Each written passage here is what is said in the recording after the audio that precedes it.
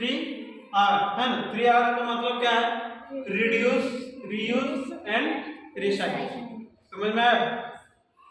Reduce, reuse and recycle. Reduce your thing, sorry, reduce your need.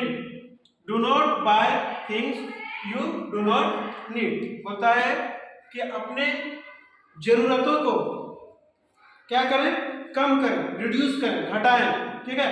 Do not buy things you do not need होता है कि उन चीजों को ना खरीदें, उन चीजों को ना खरीदें जो तुम्हें जरूरत नहीं है। दूसरा बोलता है buy thing which can be used again and again. वैसे चीजों को खरीदें जिसे बार बार यूज किया जा सके। Over a long of time, लंबे समय तक। Avoid disposal thing which have to be thrown away after every use. बोलता है कि हम लोगों को अवॉइड करना चाहिए वैसे चीजों को, डिस्पोजल चीजों को, जिसे एक बार यूज करने के बाद फेंक दिया जाता है। तो हमें कैसी चीजों को खरीदना चाहिए? वैसे चीजों को खरीदना चाहिए जिसे बार बार प्रयोग में लाया जा सके। जैसे कि हम लोग स्टील का गिलास जब हम लोग लेते हैं पानी पीने के लिए, तो उसको हम लोग एक बार नहीं पूरी जिंदगी भर पीते हैं क्या?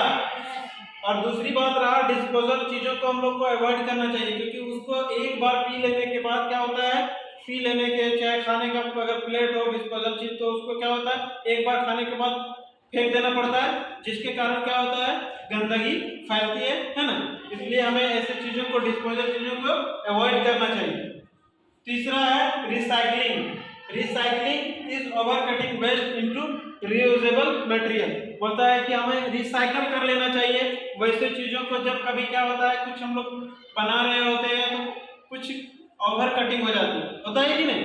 जैसे कि हम लोग को कॉपी बनाना है, तो कॉपी बनाना तो जरूरी नहीं कि सब साइज का ही आ जाए, तो उसको क्या करते हैं हम लोग, कभी बड़ा हो जाता है तो उसको साइज बनाने के लिए जितना होता है प्रयोग में आना है उतना हम लोग कट करके निकाल लेते हैं। बाकी जो बच जाता है उसको हम लोग क्या कर देते हैं, साइड रखते हैं। उसको फिर से रिसाइकल करके हम लोग फिर से उसी चीज में प्रयोग में ला सकते हैं। इसलिए क्या बोलता है कि रिसाइकल करना चाहिए ओवर कटिंग वेस्ट मटेरियल को, और फिर से उसे रीयूज करना चाहिए, अपने प्रयोग में लाना चाहिए। ठीक है, 3R का मतलब समझ में आ गया ना?